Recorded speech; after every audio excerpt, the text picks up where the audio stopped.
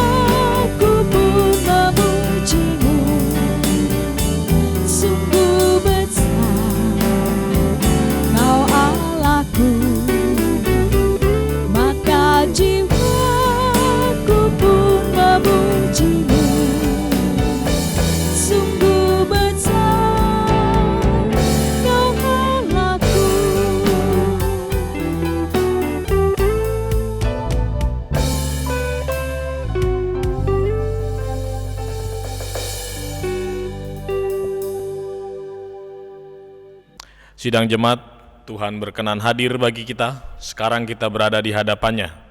Marilah kita merendahkan diri di hadapannya dan mengaku dengan bersama-sama mengucapkan, pertolonganku datang dari Tuhan yang menjadikan langit dan bumi. Ia tetap setia untuk selama-lamanya. Salam sejahtera dari Allah Bapa, Allah Putra dan Allah Roh Kudus kepada saudara.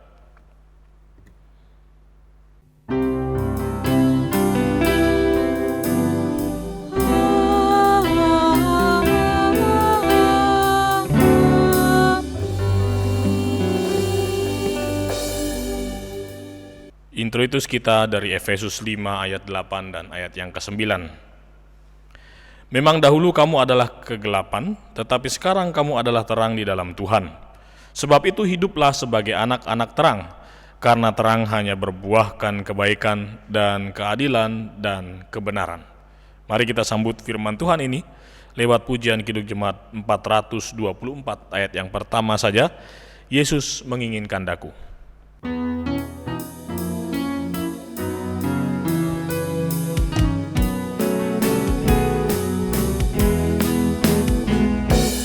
Yesus menginginkan daku bersinar baginya,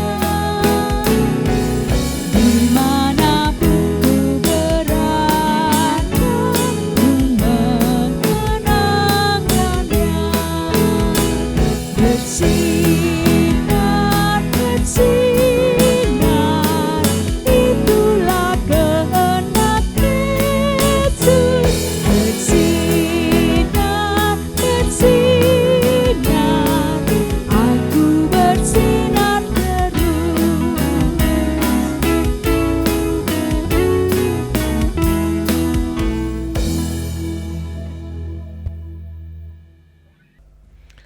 Bapak Ibu yang dikasihi dan diberkati Tuhan Yesus, mari kita membawa rasa syukur, mengaku dosa, dan kemudian kita akan sambut firman Tuhan. Kita berdoa.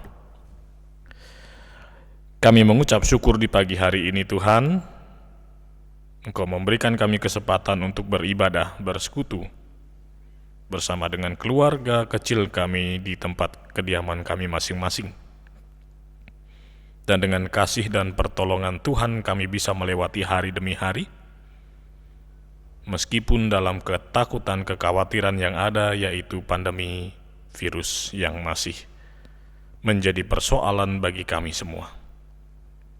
Namun kasih Tuhan selalu mendahului kami, dan pada akhirnya kami tetap di dalam keadaan yang sehat dan dalam perlindungan Tuhan yang penuh. Karena itu rasa syukur kami akan haturkan lewat peribadahan ini di pagi hari ini Tuhan.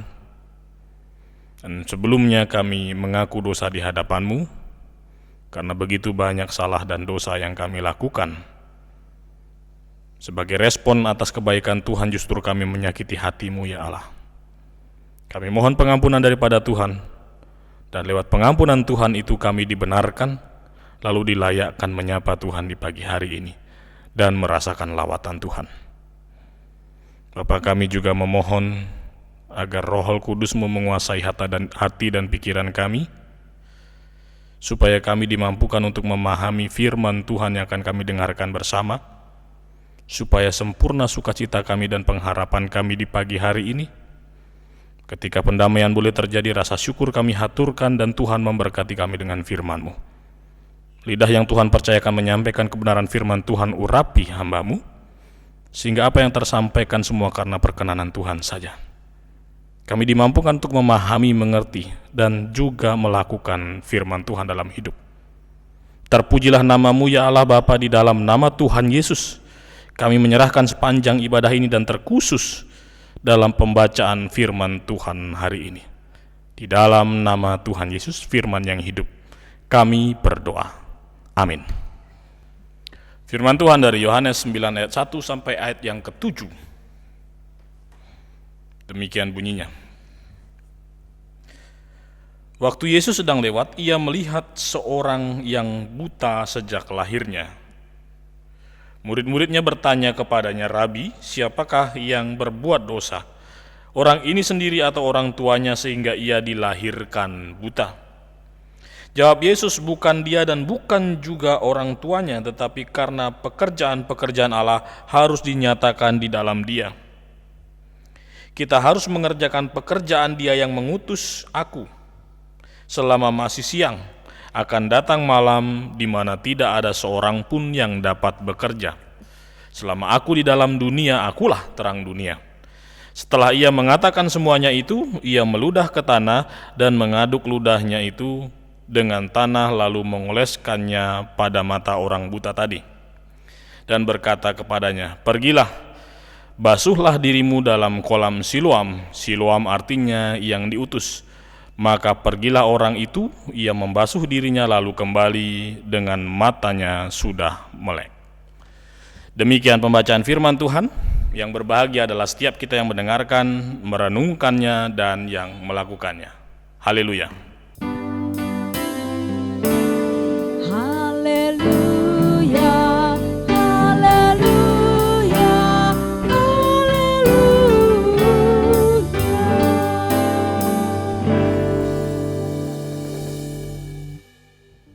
Ya, Bapak Ibu yang dikasihi diberkati oleh Tuhan Yesus, Shalom, selamat pagi. Kali ini kita akan merenungkan firman Tuhan berkaitan dengan si orang buta yang disembuhkan oleh Yesus dengan media ludah dan tanah. Ludah dan tanah yang diusapkan di mata orang buta sejak lahir itu, lalu dibasuh di kolam Siloam, akhirnya orang buta itu menjadi sembuh. Dan Bapak Ibu, kita harus melihat bagaimana suasana hati seorang Tuhan Yesus yang bertubi-tubi sebelum kejadian ia melakukan mujizat kepada orang buta. Itu Tuhan Yesus mengalami serangan oleh orang-orang Yahudi yang mempertanyakan siapa Yesus, dan yang tidak terima ketika Tuhan Yesus mengatakan bahwa sebelum Abraham ada, aku sudah ada. Nah, orang Yahudi yang begitu dekatnya dengan pengetahuan akan Taurat, mereka justru menjadi seteru yang tidak pernah selesai kepada pribadi seorang Yesus, sampai pada akhirnya di ayat yang ke-59 di perikop sebelumnya, mereka mengambil batu untuk melempari Tuhan Yesus, namun Tuhan Yesus menghilang dan meninggalkan bait Allah, tempat di mana seharusnya firman Tuhan diberitakan dan di mana seharusnya firman Tuhan itu diterima dengan baik dan menjadi berkat, justru menjadi tempat seteru Tuhan. Tempat di mana seharusnya terang itu diberitakan justru menjadi tempat yang gelap pekat mendekati kematian, yaitu ada penghakiman kepada pribadi Tuhan Yesus yang memberitakan kebenaran Allah. Dan dalam suasana hati seperti itu, dalam situasi di mana Tuhan Yesus direncanakan untuk dihabisi karena perkataan-perkataan Tuhan Yesus yang menyinggung kepercayaan, keyakinan Yahudi mereka, dan yang tidak terima atas perendahan tokoh Abraham yang dikatakan ketika Abraham ada, sebelum Abraham ada aku sudah ada. Yesus beralih ke tempat yang sesungguhnya, tempat yang jauh daripada pemberitaan firman Tuhan, yaitu di jalan di luar bait suci. Dan di luar bait suci terdapatlah seorang buta yang sejak lahir tidak punya kesempatan atau tidak mengerti sama sekali, tidak mengetahui sama sekali bagaimana cahaya, bagaimana rupa cahaya. Si buta ini hanya mendengarkan, mungkin mendengarkan langkah kaki orang keluar dari bait Allah, mungkin juga mendengarkan perkataan-perkataan orang yang keluar dari bait Allah, mungkin hanya mendengarkan suara nafas, suara angin, dan suara-suara yang ada di sekitar. Tetapi dalam kehidupan si buta ini menggambarkan kegelapan yang sungguh luar biasa yang dialami sejak dari lahir. Ia tidak bisa melihat terang. Nah, di sini Tuhan Yesus melihat ada kebutuhan yang mendasar bahwa terang firman Tuhan, terang Allah itu justru mengalami respon yang baik di tempat yang gelap. Dan fenomena ini sudah ada sejak zaman dahulu, bahwa pemberitaan firman Tuhan itu, keselamatan itu sangat dibutuhkan di tempat-tempat yang konotasinya adalah tempat-tempat yang tidak memungkinkan untuk diselamatkan. Pada saat itu paradigma para murid, pemahaman para murid masih terjebak dalam penghakiman, Bapak Ibu. Jadi para murid masih mempertanyakan dan mempersoalkan kebutaan dari si buta itu disebabkan oleh apa? Ada yang bertanya, apakah kebutaan dari saudara kita ini karena kesalahan orang tuanya atau kesalahannya? Bapak Ibu, kita coba bayangkan saja kalau seandainya saudara menjadi berada di posisi si buta tadi. Yang ia harapkan saat itu bukan penghakiman tetapi pertolongan. Tapi apa yang hadir, yang selalu hadir dalam kehidupannya hanyalah menyalahkan dan menyalahkan saja. Hanyalah penghakiman dan penghakiman saja. Situasi di mana Tuhan Yesus diperlakukan tidak adil di bait suci, sekarang coba dimanifestasikan Tuhan lewat ketidakadilan yang dialami si buta, yang seharusnya para Yahudi dan orang-orang yang berada di bait suci itu menjadi perpanjangan tangan Allah untuk menyelamatkan persoalan itu. Tetapi sungguh sangat miris, justru para muridnya mempersoalkan siapa yang berdosa sehingga orang ini dilahirkan buta. Dan faktanya ketika kegelapan menguasai orang itu, maka tidak ada hal yang baik keluar dari dalam dirinya.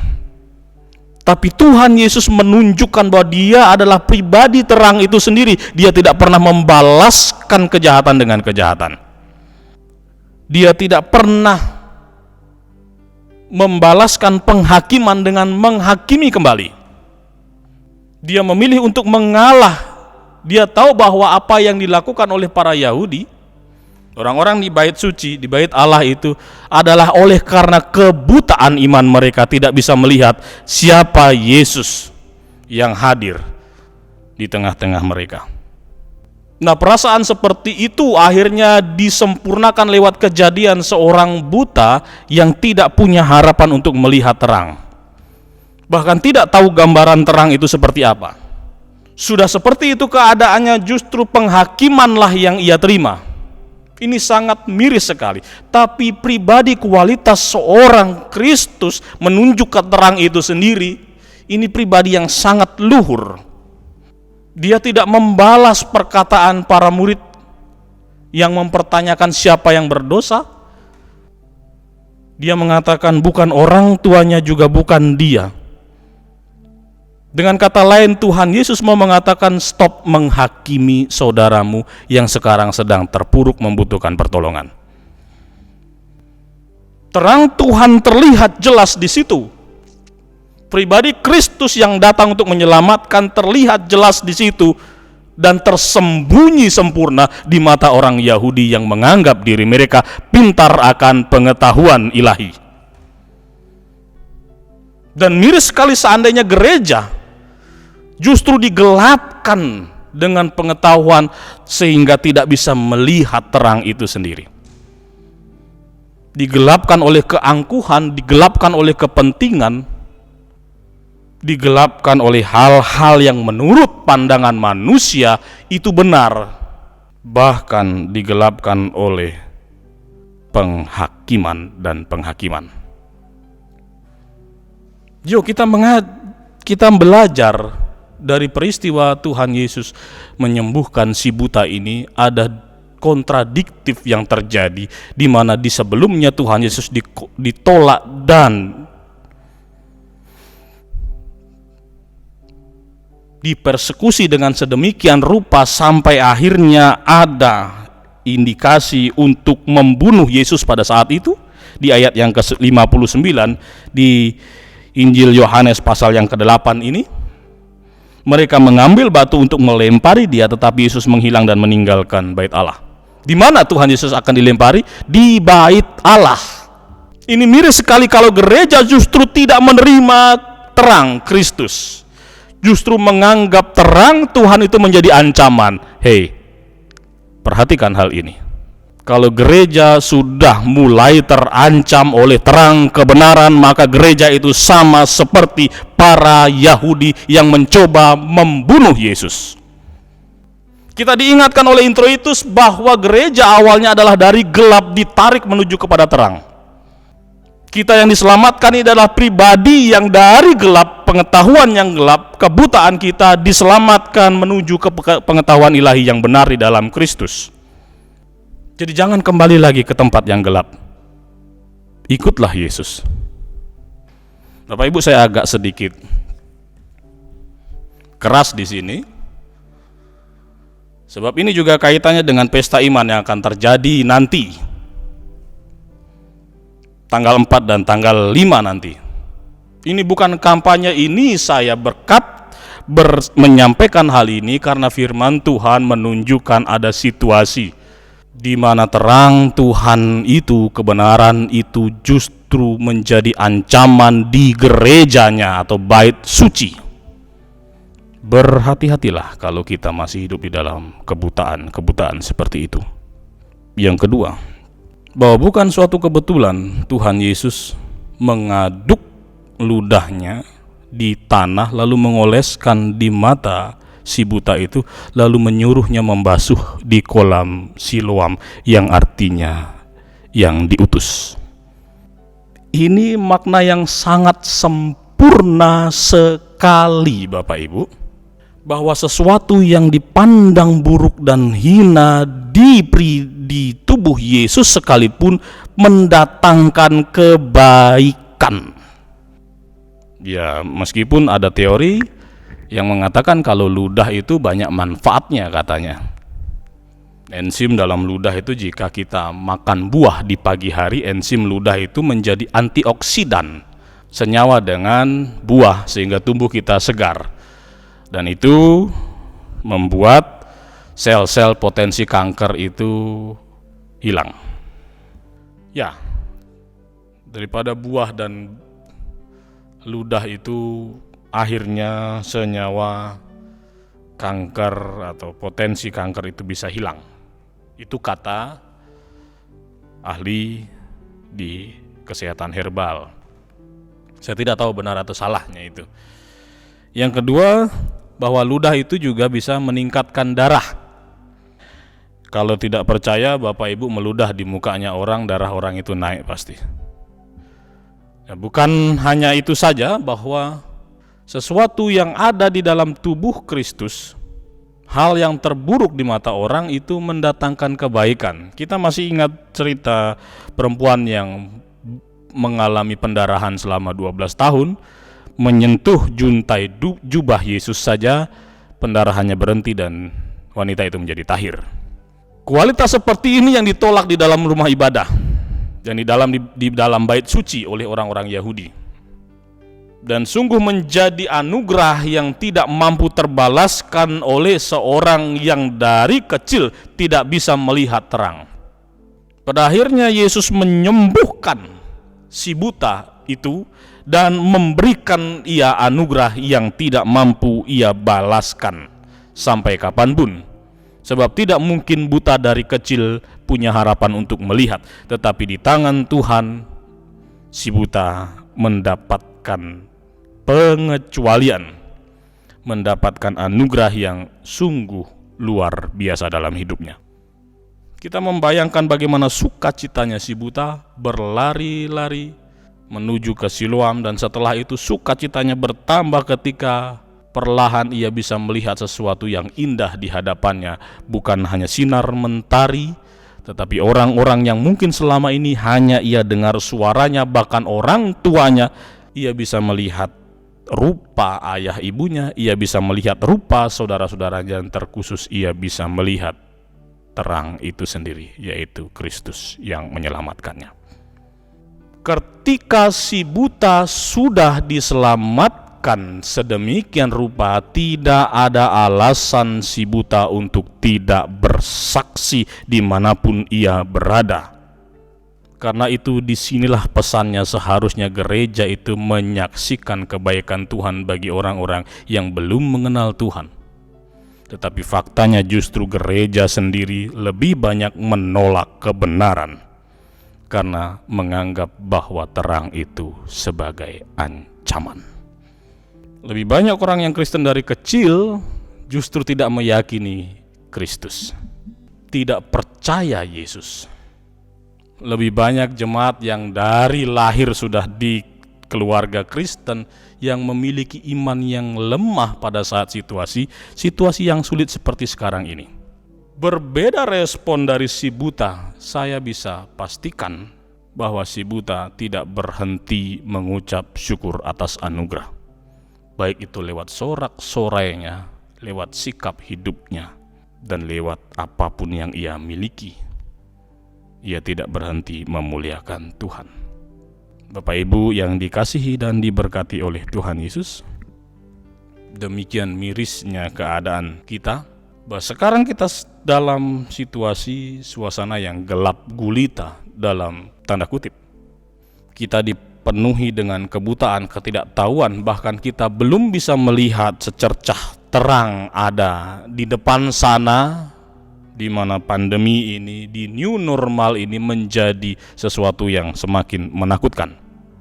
Tetapi ketika kita tahu bahwa sang terang satu-satunya penolong adalah Tuhan di dalam Kristus Yesus, maka segala yang tidak mungkin menjadi mungkin. Segala yang kita takutkan, bahkan segala yang tidak berpengharapan menjadi berpengharapan. Sebab itu mari kita tetap optimis dalam menghadapi hidup, meskipun sekarang di situasi, di suasana yang begitu gelap dan pekatnya. Mari kita tetap optimis bahwa GKPB, gereja milik Kristus ini, semakin hari semakin akan menjadi berkat, bukan menolak terang itu. Mari kita optimis bahwa kita pun adalah siluam pribadi-pribadi yang diutus untuk menyaksikan kebaikan dan memberitakan kasih dan keadilan Tuhan. Karena itu jangan menyerah, tetap memiliki iman yang merindukan Tuhan.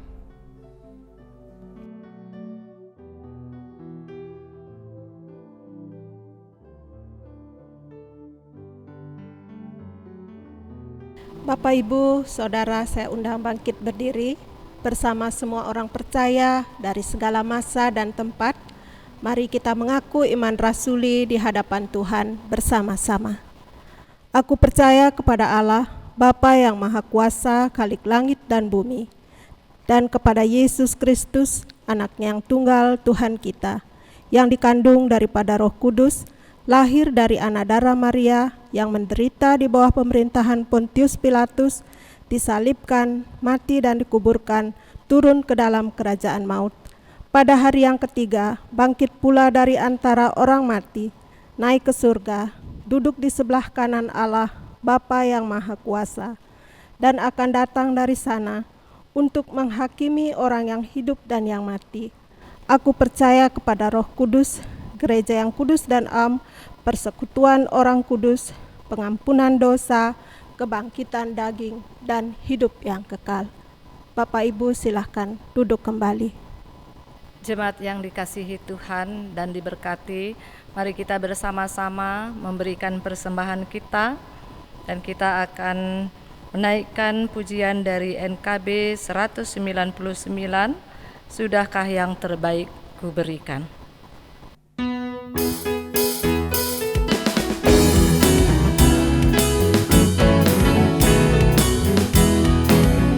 Sudahkah yang terbaik ku berikan kepada Yesus Tuhanku, besar pengorbanannya di Kalvari, diharap yang terbaik dariku. Berapa yang terhilang telah ku cari, dan ku lepaskan yang terbelenggu. Sudahkah yang terbaik ku berikan kepada Yesus Tuhanku.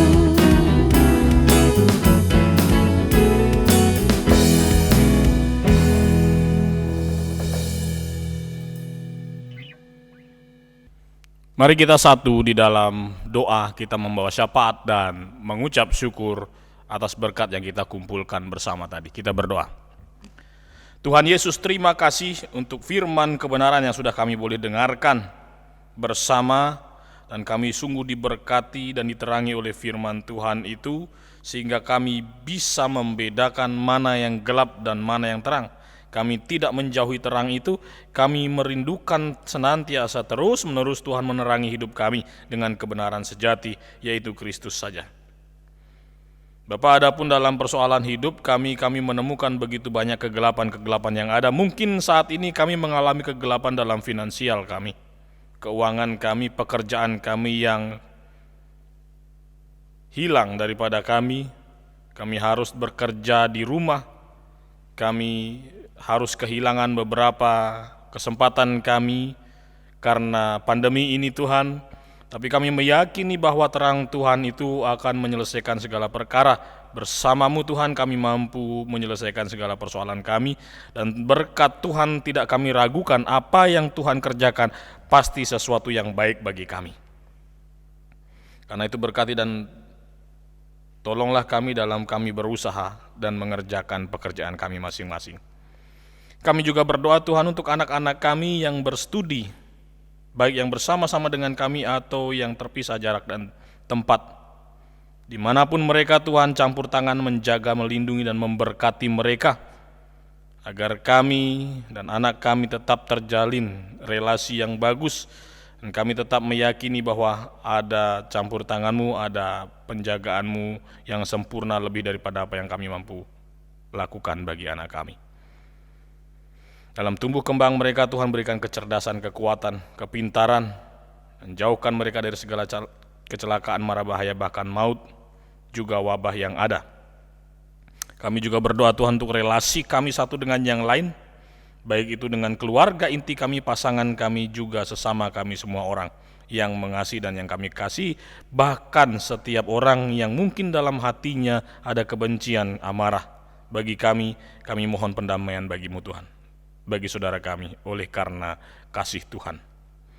Bapa, kami juga berdoa Tuhan, mengucap syukur bahwa dalam pekan ini saudara-saudari kami berulang tahun. Kami berdoa untuk saudari Dian Mirani, Ibu Niluh Manik Sri, Bapak Suwondo Ananda Losiafira Akulas, Ananda Priskila Amora, Ibu Niketut Suartini. Tuhan memberkati dan mengasihi mereka sehingga Tuhan memberikan kesempatan mereka bertambah usia. Bukanlah suatu kebetulan, tapi kasih Tuhan yang tidak terbalaskan itu hadir senantiasa setiap harinya di hari-hari yang akan datang, bahkan di tahun-tahun yang akan datang. Tambah-tambahkan hikmat, pengertian, dan pengetahuan-Mu bagi mereka Tuhan, dan limpahkan berkat rejeki bagi mereka Tuhan. Berkati kesehatan, berikan kekuatan, perlindungan Tuhan siang dan malam lebih daripada orang-orang yang ada di sekitar mereka.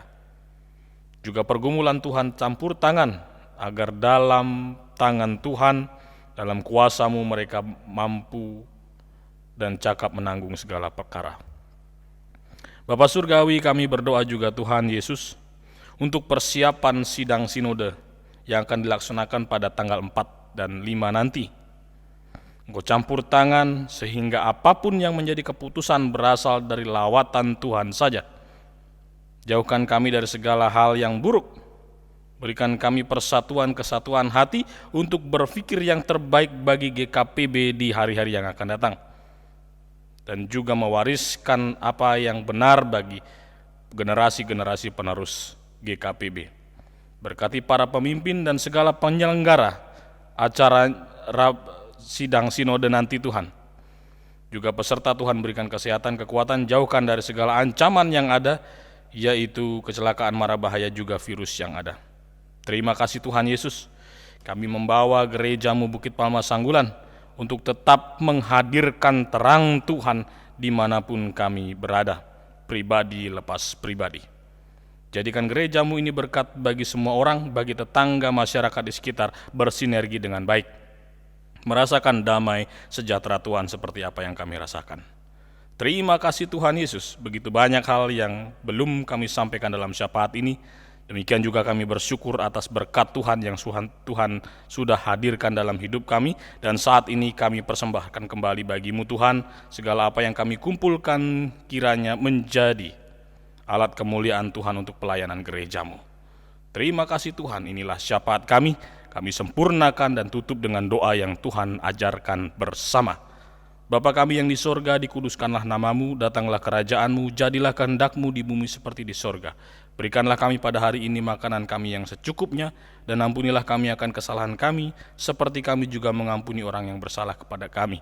Dan janganlah membawa kami ke dalam pencobaan, tetapi lepaskanlah kami daripada yang jahat, karena Engkau-lah yang punya kerajaan dan kuasa dan kemuliaan sampai selama-lamanya. Amin. Mari kita menutup ibadah ini dengan pujian Kidung Jemaat 422 ayat 1 dan 2. Bapak Ibu saya undang berdiri dan kita menyanyikan pujian Yesus berpesan.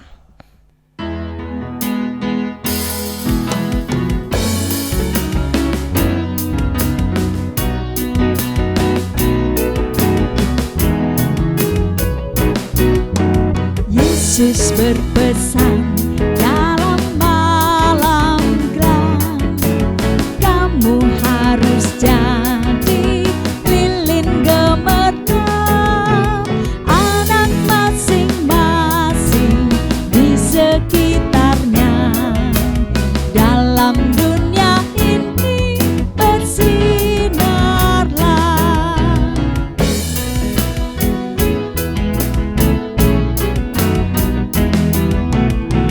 Yesus berpesan, bersinarlah terang, lilinmu kulihat malam dan siang, anak masing-masing di sekitarnya, untuk hormat Tuhan bersinarlah.